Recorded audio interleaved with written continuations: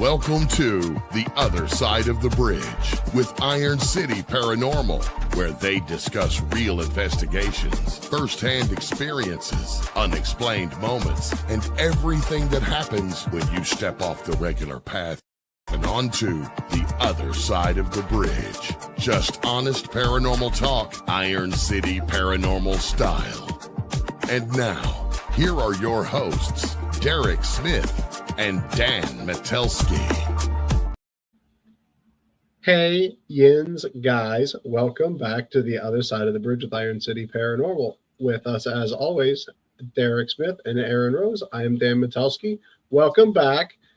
We have a very oddball kind of episode tonight. We are super excited about this. It's very off the trail from where we've been headed the last 6 months. We've been talking a lot about investigations. We've been talking about how we got our start, those kind of things.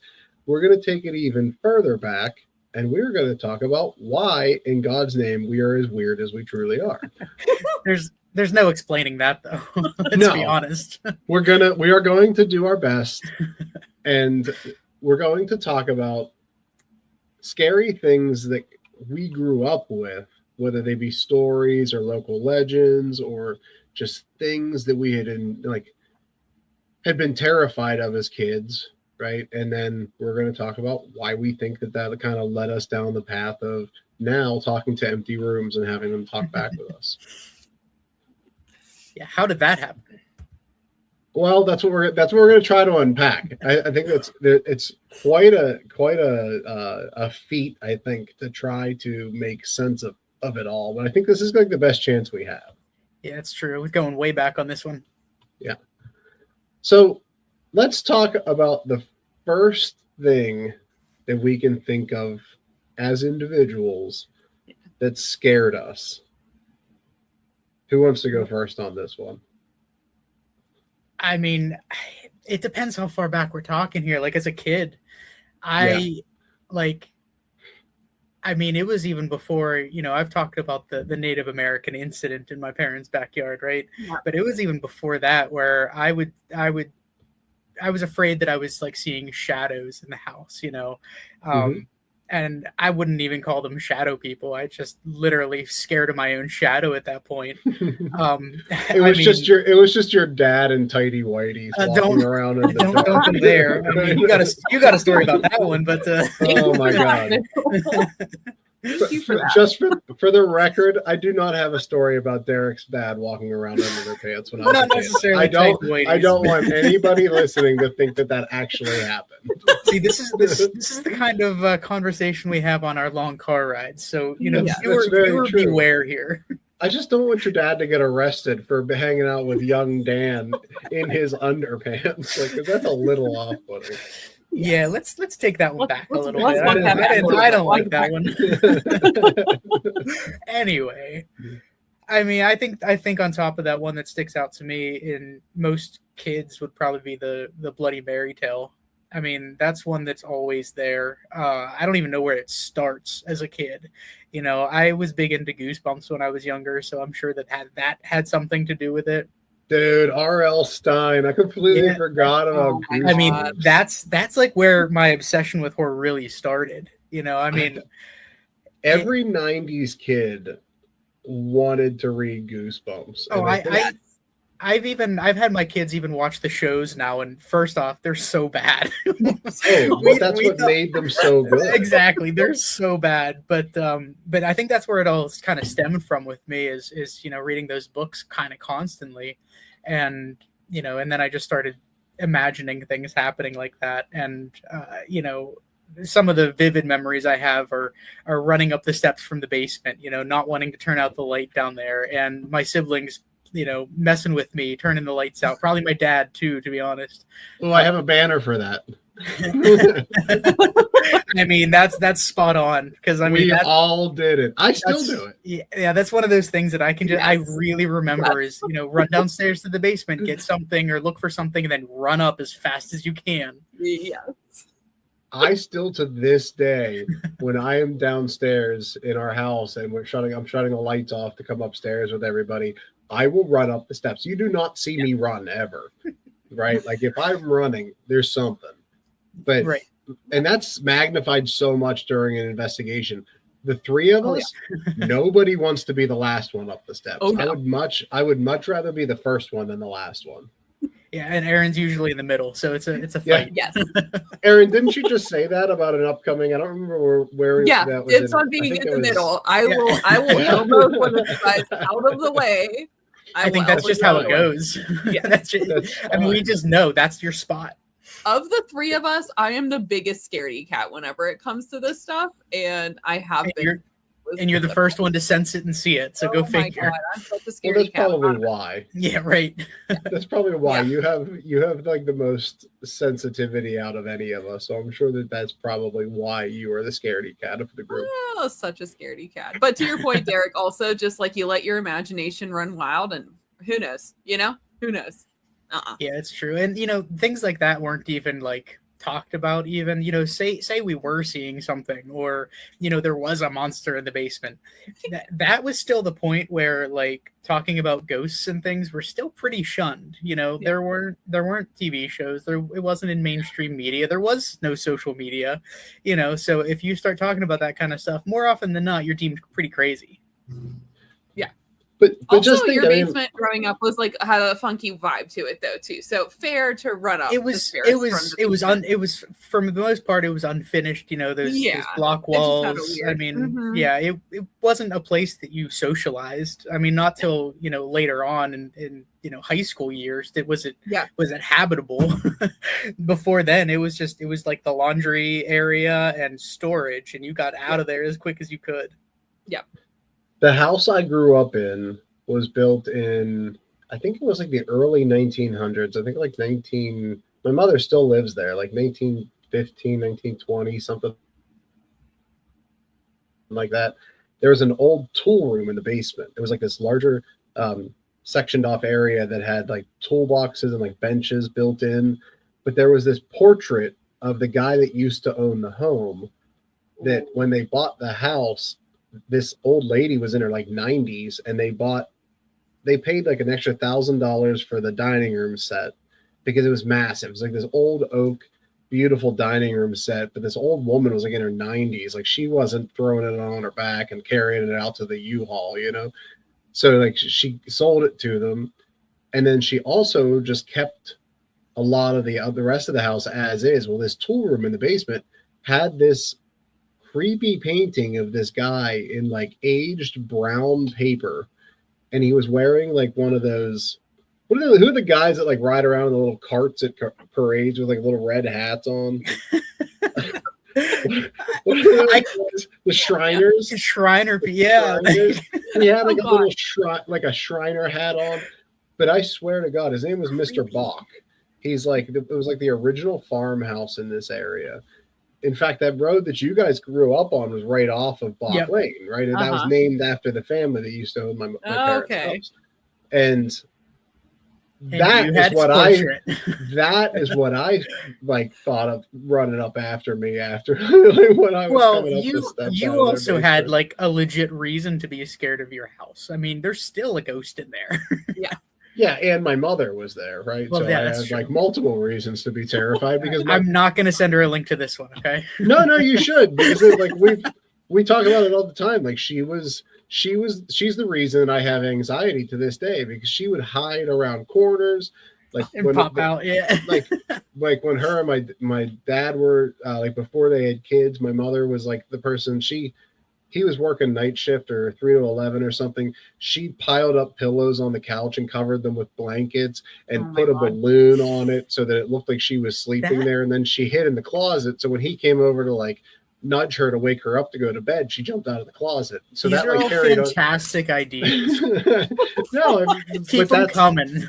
but that's the stuff that like that's what I grew up with. And like even when I was in my 20s, my mother sitting in her stairwell going upstairs scared the living hell out of me so bad I was in tears in my 20s. And like you just cannot let your guard down in that house because she will scare you. Oh my God. But that's yeah, that's I mean- where I started, right? Like I was already terrified of this house. I had awful nightmares in that house. I had seen things in that house. And then on top of that, can't trust my living mother to not jump out and scare me. See, this makes sense now, though. The reason that you didn't go to, like, the fake haunted houses until you were an adult, because you lived in one, thanks to your mom. Every single day. Every single day. And now we have a 4-year-old, so it's kind of the same thing. Yeah, I mean, that's true. There's nothing that's changed there. Are you saying that your mom's a 4-year-old, though? Is that what I'm getting out of this? That is not at all what I said. We're going to move on. Aaron, what was your first scary thing as a kid? I feel like it really was like staying over at my grandparents' house that was haunted, and like just I remember whenever I would sleep over, waking up in the middle of the night because I would hear things walking up and down the hallway. And every single time I slept over, I would wait until they would walk up and down the hallway, and I knew they were walking back upstairs, and I would like take off from I slept in my great grandma's room every single time I slept over there. Even after she passed away, like I would still get scared and I would go in her room. And I remember having like a time whenever I slept over there that I remember feeling like I was communicating with her, like the first time I slept over after she passed away. But I would hear them walking around, and it would wake me up in the middle of the night. It would freak me the heck out. And I would just book it. I would wait for it to walk back up, and I would book it to my great grandma's room, climb into bed with her, and just like, I couldn't deal with it. It was so I loved sleeping over there with them. It was so much fun. I had such great time with them. But like every single night, there was such anxiety because I knew that I would hear them, and they'd wake me up in the middle of the night, and I'd have to run out of the room. Wow. Yeah. When we used to stay at my grandmother's house closer to Pittsburgh and McKees Rocks, my mother and my aunt, who grew up in that house, they used to tell us stories, and I still to this day don't know if I should believe what they told us. But they told us that when they were kids, because her house was one of those old houses where the third floor was the attic.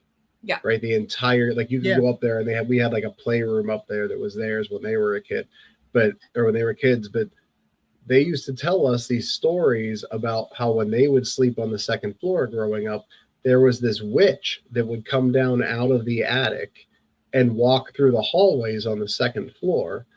Oh, gosh. And they were how afraid they were of them. So of course I'm terrified of them now, but I still like, and I'm not joking. Like I have to talk to her about it. Cause like to this day, I still don't know if that was serious or if they were just, jagging with me. Cause it was their way to keep you in your bed. I mean, who the hell tells kids that there's a witch living in the attic? That's terrifying, even to tell an adult that. Well, and that's exactly why I came up with this little banner. We're here for answers and emotional damage, right? Because like we were screwed from the get. This is therapy. Yeah, we wonder why our generation has such anxiety and so many Zoloft prescriptions. Well, here, let me tell you why. Right. So how about your bedrooms when you were growing up? How did you guys like to sleep? Was it doors closed, doors open, lights on, lights off? Oh man, I had to have as many lights on as I possibly could. Did you? I had like the closet. I had like the double doors in my closet, and I would like crack it, but keep the light on in there, so there would be light there. And then I would have the light on in the hallway. I would have that door cracked, so I had at least enough. But on top of it, I had to have the radio on, because if I didn't have it on, I would hear things. Like it was a calming thing to me for a while. That and until I got a little bit older and I started watching, what was it, Fear on MTV, and it was that voodoo song. Those were that Godsmack song. That intro song. And then all of a sudden I started hearing that on the radio. I'm like, I can't do this anymore. I'm trying to fall asleep, and this is coming on, reminding me of these shows. But up to that point, the radio was like background noise to me, so I didn't have to hear anything else. Those were simpler times. Oh, very. How about you, Aaron? What was your room like growing up? So I would always sleep with my door to the hallway cracked. Like I'd keep it closed enough, but not closed all the way. It was always cracked. And I used to have a lava lamp in my room for like a long time. I had a lava lamps. Like, love how those. could you not? How could you not? Right.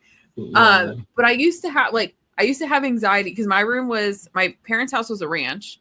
And so I had two windows in my bedroom, and the front bedroom, or the front window, was like level, right to the front yard. The side window was a little bit higher, but I would always have this anxiety that like somebody was looking in my window. So like I would always have to make sure that the blinds were shut, or like, yeah, I used to love Christmas time because my dad would hang Christmas lights out and I would be able to see through my blinds that there was nobody there. But I had huge anxiety about there being people looking in my window at me. Which, like, we grew up in a very safe area. Like, that was never an issue. It wasn't a thing. You know what I mean? Like, it was never, but I just always had this, always felt like I was being watched.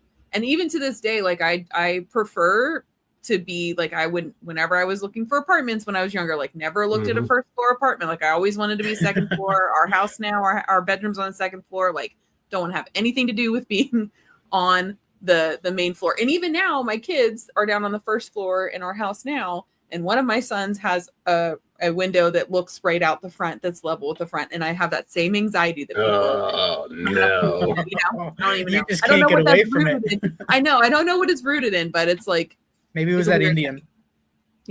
Yeah, maybe. Your one window overlooked the woods right there. So who knows? It did. Well, I want to say at one point, like in junior high or like maybe high school or something, we had somebody play Ding Dong Ditch or something at our house. And I remember waking up the next morning and like we had seen that there were footprints outside the front, like they had hid in the garden in front of the house whenever they were doing it. And so that did not help. That's not creepy. Yeah. That didn't help at all. Yeah. I thought you were going to say you were woken up by fireworks because that's my bad. No, that probably happened more than once. That's one of those things that I took for granted because I always lived in 2-story houses. Like I never had to worry about people being at eye height in my window because I never had to worry about that. I was always more afraid of things in the house than I was outside of the house. Yeah. You know, and I still have to sleep with the doors closed. Like I do not like sleeping with the bedroom door closed. You should keep the doors closed, but I just read that recently because in case of fire, it can actually slow the fire down. Yeah, you should always keep your door open. Yeah. So I would close mine now, but like, my kids are always going right in, so it's like it doesn't even matter. It doesn't matter. Yeah, exactly. But I used to when we were growing up, obviously Derek's house was next to ours, and there was like quite a bit of space in between. I love thunderstorms. So every time it would rain or thunderstorms, right, I would wake up in the middle of the night and I'd sit out there and like look out my window right over like the space in between our houses, Derek, because it would just be all this, nice and open right there. Be able to see everything, right? And then I would sit there and I would look and I'd be so excited about watching the thunderstorm. And then at some point it would creep into my mind that like, oh, I'm going to look and there's going to be lightning at some point and it's going to flash and I'm going to see somebody standing in the middle of the yard there. Like, I'd freak myself out and be like, okay, time to go to bed now. At least you knew when it was time to quit and you never actually saw that person there. So oh God, that's a plus. Yeah. So it didn't help that those woods were kind of creepy as it was. They were a little creepy. I mean, you didn't want to go back there at night. No. You had mentioned Bloody Mary, Derek. I have never actually done Bloody Mary, and I will never do Bloody Mary. It was one of those stupid things you did at like sleepovers when you were a kid. Yeah. Right? Like you would dare people to do it, whether they actually did it or not. To be honest with you, I don't think that I ever actually followed through with it. You know, I would go in to a bathroom, close the door with the light off or whatever, but I don't think that I ever actually followed through with it. No. The idea of it was just purely frightening to me. And, you know, you would have people, they're like, oh, yeah, no big deal. I'll do it. I got this. And then they come out like pale faced, right? And it's like, what just happened? What did you do? And then you didn't want to go in after that. You did not want to follow that person in. Well, it's exactly what we talked about last week about like the manifestation of what we want to see. Absolutely. Like those, we create spirits, we create the fear ourselves. And I'm just where I'm at with the Bloody Mary thing is like visually, mentally, like the image of a woman soaked in blood holding a baby.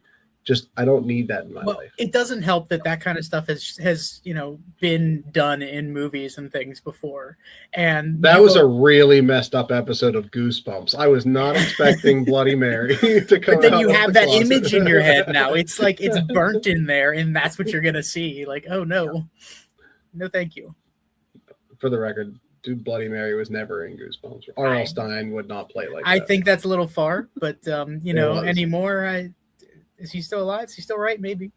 I don't actually know the answer to that. I think they just did. I just think they just did recently. Like, They did movies, I think. yeah, it was like a mini movies that they were like different years or something like that. Like one was all the way back to like the 1700s. Oh, what was it called? like, Fear Street or something. Fear Right? Street. Yeah, that's I think I know what you're those talking were about. those were legit. Like those Yeah, are they were good. actually pretty. Those were pretty those good, were like scary based on the stories. teenage books, though, right? I think. I don't know Because the I answer think to there that. was a step up from like the regular Goosebumps ones to whatever. I think it was called Fear Street. Like he was actually writing stuff for teenagers at that point, to keep up with his audience. Basically, I don't remember if I actually ever read any of those or not. That was kind of past my Goosebumps prime, but it's just reminiscent at this point. your Goosebumps prime. Oh, dude, I had them all. 'Cause It was a that's collection. thing. I had every single original Goosebumps book for a while. I remember the book. I don't know what the book was actually called. It was a Goosebumps, obviously, but there was a Polaroid, and all of the people were standing skeletons. around. Yeah, they were skeletons standing around with like barbecue. They were at a barbecue, and one had like a chef's hat on, and there was like the little charcoal grill. I cannot remember. Maybe during the ad break we'll figure out what that book name was, because I like, don't. when I think remember the Goosebumps, image though. That's what I think. I remember that image clearly. Oh man, It was like the dead neighbors or something. It was something about the neighbors next door. I don't really remember what it was. I don't even remember the story at all. I just remember. I don't either. I cover. remember the picture. The only one that I really remember is the mask one, and that's probably because of the show. How creepy that green mask was with the teeth. Oh, the very beginning of it, like where you're following the green mask through the title sequence and everything else. That was a very prominent character in the Goosebumps universe. I think so. It's like I said, it's been a while, but that's one of the ones that sticks in my head. Anyway, on from Goosebumps. It's okay. So we're going to be hitting the ad break here soon. But after the ad break, we want to start talking a little bit more about specific stories, right? Like we talked about like things that we didn't like to do, like running up the stairs and seeing people look in your window. But I know in this area, specifically around Pittsburgh, there were a lot of, I don't want to call them, there's some cryptids in this area like Mothman and those kind of things that I have some stories on, but there's also a lot of real life people that were kind of misconstrued as like local legends. Yeah, they were turned into an urban legend essentially. Yeah, and they of themselves were very creepy stories, but then like when you really read up on it, they're actually kind of sad stories, and they were just people that were reframed in a whole different light. But it's something that we grew up with. It's something that our parents, I know mine didn't. They didn't shy away from telling me about them, right? Mm-hmm. And we're going to get into that a little bit after the ad break and just kind of try to piece together why we are screwed up. So hang with us a couple minutes while we go to the ads. When we come back, we'll get into a lot more of what makes us us. So hang on, and we'll be through this shortly. Thanks.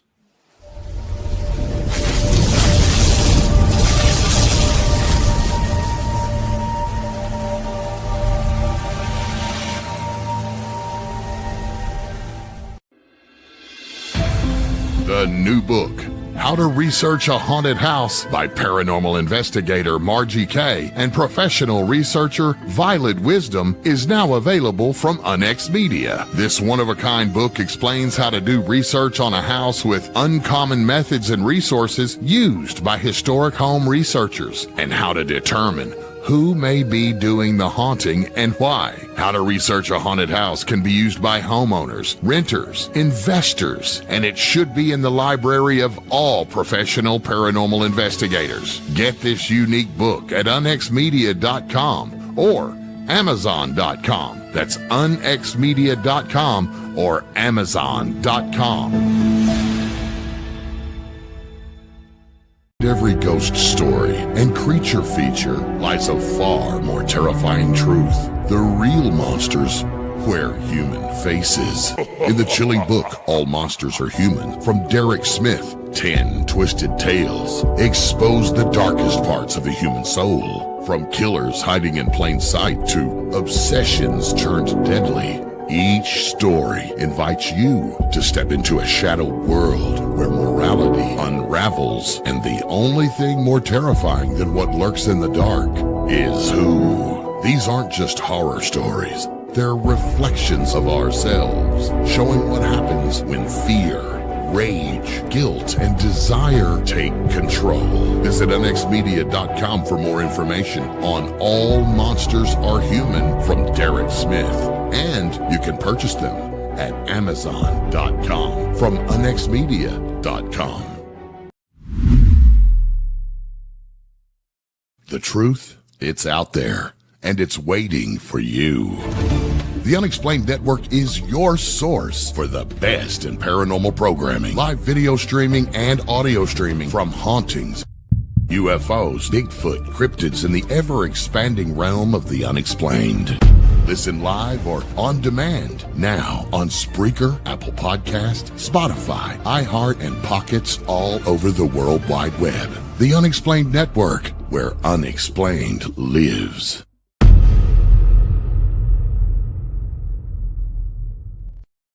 So that was an extremely successful ad break. We cracked the code of the name of the Goosebumps book with people with the barbecue. Derek, you found it. Break the news. You're welcome. It's called Say Cheese and Die. When I read that in the chat, I was immediately like, yes, that is absolutely the book. I mean, it's quite on the nose, though, but, interesting. It is on the nose, right? I'm looking at the cover right now. It's got the Polaroid. They're all posed for a picture, and they're all skeletons. Were they alive before the picture was taken? You got to read and find out. Yeah, what else do you need? You got it all right there.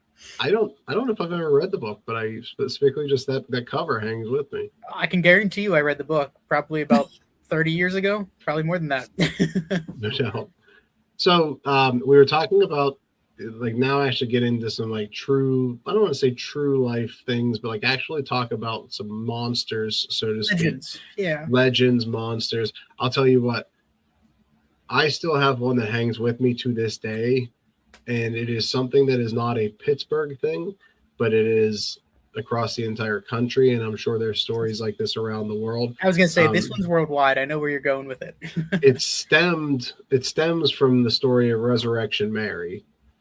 Right? Is that where you were going, Derek? Because that's where. Well, I can think of two that you have stories of, but yeah, that's definitely one of them. So Resurrection Mary, for those that are unfamiliar, is a story of a woman that is obviously deceased, and there's always a resurrection cemetery in like every major city. It's a resurrection cemetery. Well, as the story goes, Resurrection Mary is a hitchhiking ghost, and when you pass these cemeteries, there's a chance that you can stop to pick her up, thinking she's this woman that is, just down on our block, walking around across the street or down the road or whatever, and she gets into the car. Well, she turns out to be dead, and when as you're driving away, she disappears, right? And she's supposed to look. She looks lifelike. I mean, she looks like a person. Right. There's no question about it at that point. So my version of this that has been with me for good reason for a long time and still stays with me, especially when we're driving back from investigations, and like I'm on that last part of the drive where I've dropped everybody off and I'm just like by myself in the truck on the way back, is on the street that I still live on to this day. At the bottom of the hill, there used to be a small bridge that went over a creek, and when I was a kid, we would go down that road, and my dad would tell me about this. He said it was a prostitute. I don't know why there would be a prostitute in the middle of this area, but anyways, when he was a kid, they found a woman's body underneath this bridge, this like little overpass over top of the creek.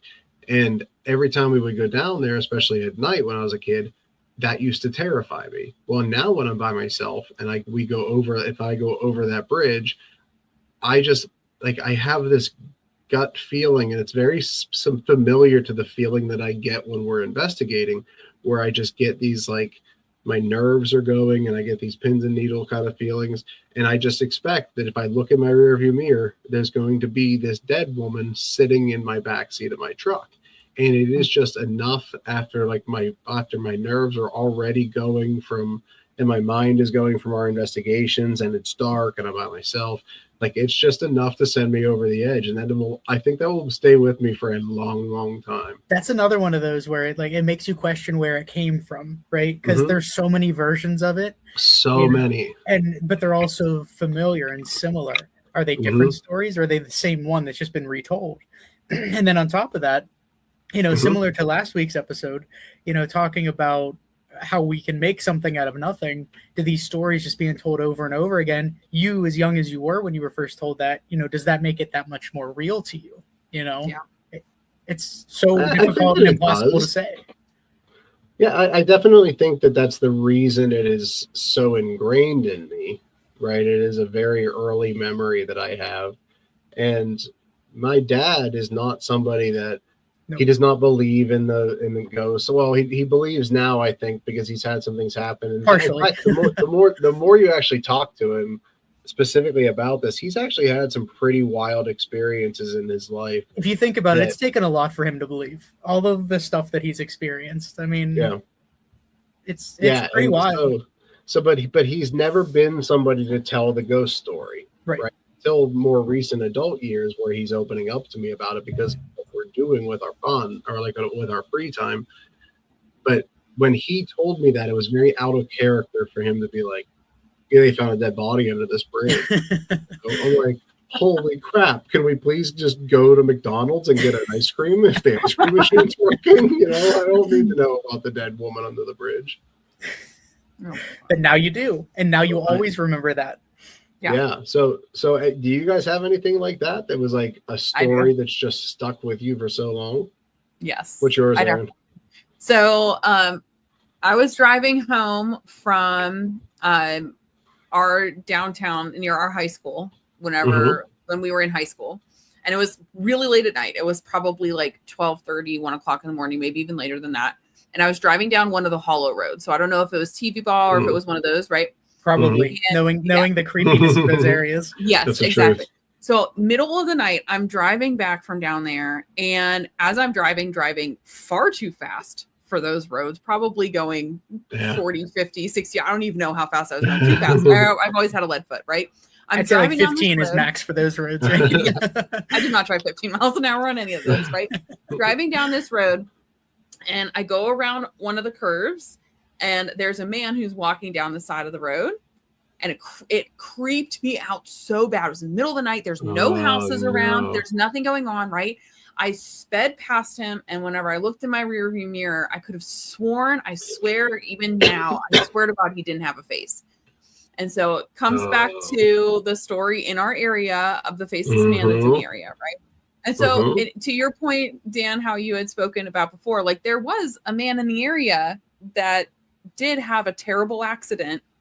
And I think he worked in a mine or a steel mill or something like that. My mom remembers him. She used to work at a local grocery store, and he would come in at the end of the night whenever nobody was around and nobody could see him. And he really liked her, and he really liked her friend Tammy. And because they would treat him normally, they would just come in and talk to him, but he had no face. Like he had his face melted off in this accident. That's so exactly what I've heard. Is it literally like melted? It melted off. He didn't have a face, but like he at that point was older. Like he's not around now. You know what I mean? Or 20 years ago, whenever 20 years ago. Oh, it was even before that. Like he was never like he had actually. So Ray, what is his name? It's Ray something. I don't Ray remember. Robinson. Yeah, that sounds right. Name. But it was actually that's what I was getting at at the top of the show. Whenever I was mentioning, like once you find out the stories of these people, that were the I don't want to say the butt of the joke, because he was actually like a local legend after a while. Yeah. And he was very kind and sweet, and he just apparently That's exactly what I've heard too. Is that he was just the nicest guy, and kids were legitimately afraid of him or would make fun of him. Yes. The thing is that I don't remember hearing about that story. I'm sure I did at some point, but like I don't ever remember hearing about that story. The first time I heard about my mom having interactions with them was like a year or two later, whenever I told her I had this experience on this back road where I saw a faceless man. And she's like, "Oh yeah, that's he used to come into my grocery store." It doesn't seem like it comes up often whenever you were younger, but as you get older, you hear about it more and more. Mm-hmm. Yeah. Yeah, and so for those uninitiated to the green, he's called the Green Man of Green Man of Pittsburgh, or isn't it of Green some Man road? Green Charlie Man of No Face. Charlie No Face is another Charlie one, No which his Face, name that's is right. Charlie. So he actually lived in the town where I used to work in Coppell, Pennsylvania, and I read up on this before we did the show. But he was actually this is why I say it's a tragic story. It was actually a railroad accident where he was helping remove a bird nest from an electrical line. He was trying to like save these birds, and it set off this like arc of electricity that burned his face off. His nose was completely gone. He was missing half of an arm, and he was just so disfigured that he would walk at night so that people wouldn't make fun of him.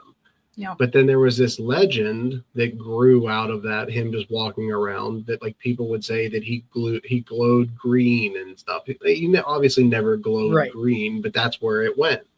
But people said, like you said, Aaron, like apparently he was the nicest guy, just a kind soul, and like it like breaks your heart to think that that's how he was treated. But then people did respect him. They'd stop and have a beer with him and talk about sports and things with him, I guess. One of the stories I've heard is that people would actually pull off the side of the road and offer him a cigarette and just BS with him. I mean, that's one of those more touching stories, the more positive, lighthearted ones of his legend, really. Mm-hmm. Well, there's actually a tunnel that's like an investigated area or a location in this area, and they call it Green Man's Tunnel.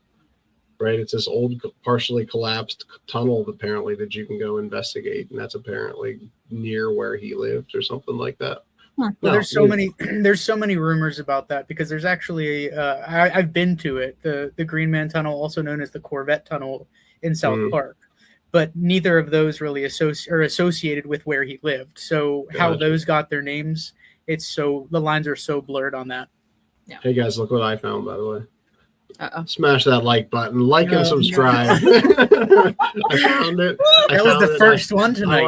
I wanted to surprise you guys with that one. I was like, smash that like button, like and subscribe to our YouTube and our Facebook page. And okay, I'm leaving now. Network. You're welcome, guys. So, Derek, what's your big local legend? Oh man. One of the ones I remember my grandparents actually told me about it. It was weird. It was really weird. It was the squonk. I don't know if anybody's ever heard of that. I had never heard of that. I was researching for this. It was I believe it stemmed from like Native American lore, but it was weird. It was just a sad creature that was supposedly really ugly, and anytime that it would see its reflection in like a pool or a pond of water or something, it would literally cry and melt itself. Oh, where that came from, I don't know. Why I was afraid of it, I don't know. But I just see, like, when I imagined that thing, I pictured like the movie The Blob, and that was probably about the time that I saw that movie, and I associated it with that. And I'm just thinking it's this big blobby thing. I never really knew where it came from or why it's even associated with this area. It was just one of those weird stories that was passed down. But it was always just very strange to me, very unsettling, really, if you start thinking about it. I want to get a picture of this and put it up on the screen, because, like I said, I had never heard of the squonk until I was researching a little bit. Oh, really? For this episode, it's just weird. I don't know how else to say it. If there's a picture, it's not even a real picture, because it was never obviously a real thing. But it's like a sketch of it, and it makes you sad just looking at it. Like, it is such a terribly like sad looking creature. And if you guys can give me while you look for that, the other one as I grew older that kind of got to me was I believe it was called Blue Mist Road, also known as Seven Bends or something like that. Yes. Where you would supposedly be driving down this road, and you would go around these 7 bends, and as the mist sets and you pass these 7 bends, you come upon some weird house. Mm-hmm. And when you come back out of that area, there are only 6 bends. So it just messes with your head, and I think that's what's always screwed with me about that. Mm-hmm. So I prepped for this, and I moved just to the side of the screen so that I can unveil the squonk. Squonk. The squonk. It is so sad. It looks like a pug. It cries, and it just like it disappears, and then I guess it rebuilds itself over time, like kind of a sad phoenix. I don't know. That's actually a really interesting way to put that, a sad phoenix, because nothing about this is majestic. Nothing about this screams rebirth. It just looks like a naked mole rat on steroids. Yeah, like I don't really know much about it or where it came from. So if anybody listening knows more, feel free, send us a message, let us know, because all I got is that very vague description of it. And I'm gonna say something that makes me not like it. It has many moist folds. Oh yeah. Moist folds. Moist folds. I did not say folds. Folds. That's how you said folds. No. Get your mind out of the squonk gutter. But yeah, that thing is so sad, and I don't like that exists in legend or whatever. Yeah. But my other big one in this area is obviously the Mothman, right? I want to hear about that one. Yeah. Everybody heard of the Mothman. But have you heard of Mothman of Recreation Park? Yeah. Not anymore, actually. It's something else now.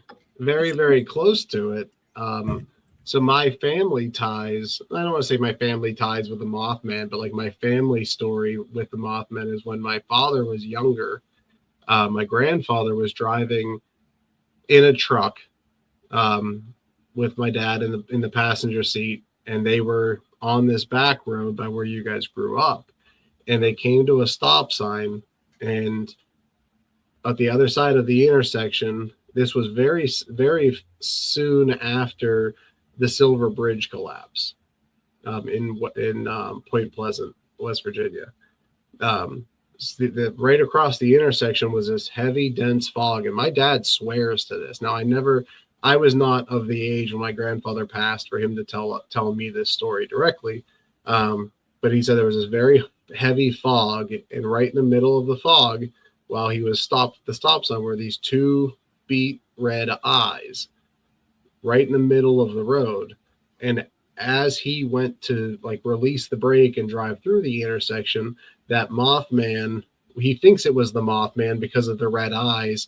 And the fact that he said whenever he started to pull through, he could see these large wings unfold from this figure in the fog, and it flapped its wings a couple times and went up. And when it went up, the fog went with it.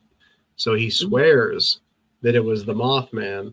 And this area is exactly where, well, it's not exactly where people have seen him. Because I've seen him all over the place. In fact, they are starting to have sightings of him again. I don't know if you guys had heard that. I've heard that, yeah. Up around Chicago, there's like 80 or 90 sightings of the Mothman within the last 5 years. I thought it was just like generally the Great Lakes. Is it? Well, I know Chicago? I'm sure it's all over the Great Lakes, but I know Chicago is like a big area for it right now. So he's kind of making a resurgence. So stay away from bridges that are named after the color of the color of crayons, like Silver Bridge. If there's an orange bridge, you might not want to go near that one. Yellow Bridge, we'll stay away from those, because who knows? Yes, I wanted laughter and I got nothing, so I tried. Yeah, that was a nice attempt, I guess. I tried really hard, guys. I put my best effort into these things. Yeah, it's okay. So let's move on from that awkwardness. How do we think our lives went from all of the stuff that we just talked about to where we are now, having fun with the paranormal? Oh, that's tough. There's probably just a morbid curiosity for it originally, right? Like, sure, what are we experiencing or seeing? Mm-hmm. What's the truth of it, right? I mean, and it seems like we've all had experiences of some sort that couldn't have been explained. Mm-hmm. So then there comes that point where we want to understand it, Mm-hmm. and that's I think where the line of fear and curiosity is drawn. And why you always say that I'm going to be the first one to die if it was a horror movie, because I'm always crossing that line, trying to get something find something, chase it down. Mhm. And that's come back to bite me before. But I think that's not going too far off topic. I do think that is kind of where it stemmed from.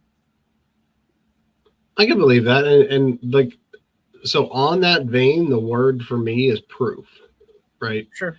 I think that's, again, I've done some soul searching the last few days since we started talking about doing this episode, and trying to tie this into, what shaped us, right? That's the title of the episode. This is what shaped us, right? I want to somehow come up with a way to prove that these things that I experienced as a child and that terrified me, not on the Resurrection Mary, not on that kind of stuff, but like on things that I actually experienced in the house that I grew up in.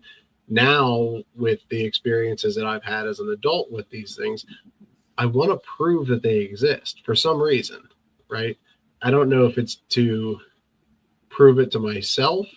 I think that's more it. I want to prove it to myself more than I want to prove it to other people. But I'm just driven by answers, right? So, Professionally and in paranormal world, I want answers to what I have experienced and what these bumps in the night are, so to speak. yeah, and I think we can all associate with that. But so there's been one thing that's kind of been bugging me because, not bugging, but on my mind, because I enjoy learning about all the like alien stuff, the ancient aliens and all that. Sure. Why did we all choose and get kind of pulled into the ghost aspect? We could have you could have been chasing the Mothman, right? We could have been we could have been. I'm not going to chase a guy that they call Mothman. There's Bigfoot, there's UFOs, there's cryptids, there's all this stuff. Why did we choose that?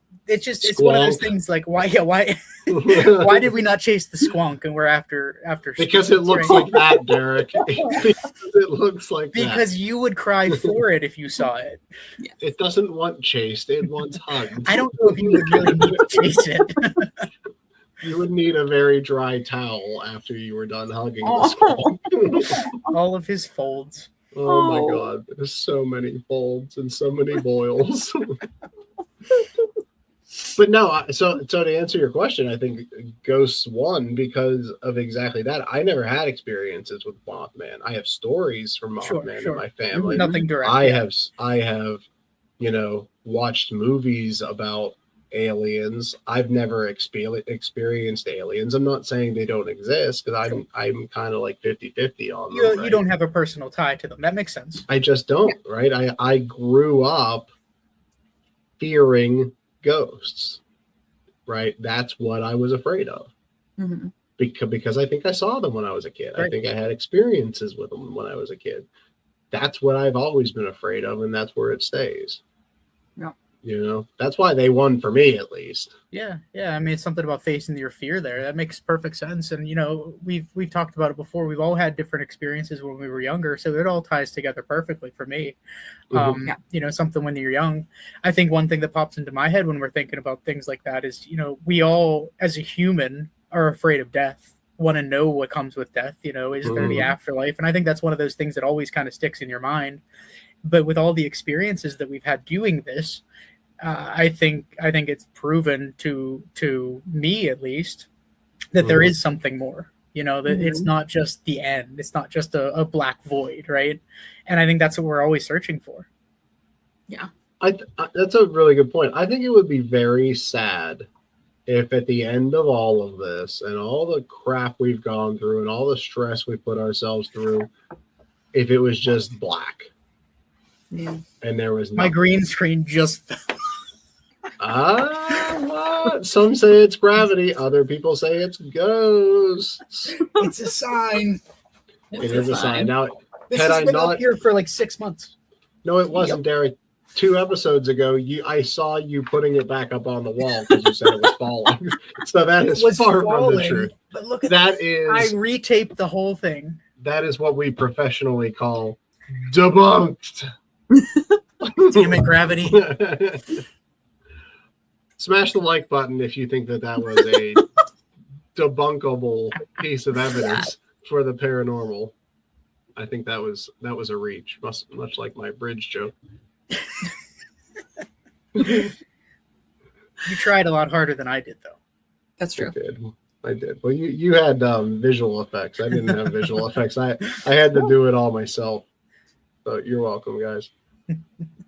Well, guys, we are winding down on time. We're not quite out of time, but we want to reach out. So one of the things we're trying more recently is we would like to get more engaged with the people that have been following us over the last 10 years. We want to try to see if there would be, stories that people have that they would like to share with us that are kind of along the same line of what we just talked about. Like, as the listeners, go to our website, go to our social media, Iron City Paranormal, interact with us. We have a good time putting things up on socials, right? It's a fun thing to do, especially now with AI. We can make some cool photos and everything else. We will never fake evidence, but we just have some cool visuals that we can make and those kind of things. So it is kind of fun. But at the end of the day, we're looking for engagement, right? And we love And stories. There's love always something, stories. Something for us to talk about, even and on here, to share. Yeah. Well, and that's kind of where I was going with that, Derek, is I would love it if we could kind of collect like viewer stories, right, that we could read on a future episode or future episodes where, we read what people have experienced in their lives. We have started to build that on our website where we have, viewer stories. So it would be absolutely incredible to add to that. And we could absolutely read them and discuss them. I think that'd be really cool. Yeah, I think that'd be a lot of fun. I mean, there's obviously a lot of podcasts that do what we do, right? And we're just having fun talking about this stuff. But I do find a lot of value in having people come to us and say, hey, this hits on a vein for me because this is what I experienced, or this is why I believe, or this is why I don't believe, right? I mean, we take from both angles. We're considering all options here. If you're a non-believer, converse with us as well. Let's talk about it, right? Yeah. We call ourselves skeptical believers for a reason. We don't know either, right? We're kind of in this to make a case one way or another. We really don't know what that case is, to be honest. So if you have creepy childhood stories, if you had an experience as a kid with like a really scary movie that really just got you down the path of listening to a show like this or following a group like Iron City, do you have a ghost story from a relative? Do you have anything that you or someone in your family has experienced in life? Maybe local legends that we haven't heard too. We're always interested in that. Yeah, it doesn't have to be around Pittsburgh. It can be anywhere. Like I want to know what the middle of Idaho has to be afraid of. If it's like the ghost of a spud, like let's do it. Like if there's just like a floating potato that is seen after midnight flying down the road. It can't be worse than the squonk. I'll tell you what, it kind of looks like it's from Idaho. I'll be honest with you. I don't know many people from Idaho, but it kind of like the squonk is what I would expect them to have as pets. It migrated. I'll be honest with you. Well, guys, that was a lot of fun. I enjoyed that discussion. It was kind of nice to take a break from the heaviness of, what paranormal investigation is and kind of the legwork that goes into that. That's a lot of fun. Absolutely. It's always nice to kind of take a step back and just even talking about like why we got into this from a different perspective, right? Mm-hmm. We always talk about what we've seen or what we heard when we were younger, but these kinds of things are always different and fun to talk about. Yeah. And I think maybe one day we will actually record an episode driving to an investigation, because some of the stuff we get into and talk about on the way to an investigation, and I think it's partly because we're afraid of what's coming up, but our minds just go crazy. And they're all over the place. Talk about some random ass crap. Like it's so interesting, and it would to be a fly on the wall in a vehicle with us. I mean, we could just start recording videos and toss them up and see what happens. There you go. Yeah, I mean, let's try it. Well, guys, thank you once again for joining us on the Other Side of the Bridge weekly podcast here on the Unexplained Network. Thank you again for crossing the bridge with us. We're very glad that we made it back safely. And remember, wherever you start your journey, never stop asking questions and always take into account what could be. Guys, thank you very much. And again, I say, a toodles noodles. Thanks, guys. Bye, guys. Have a great night, guys.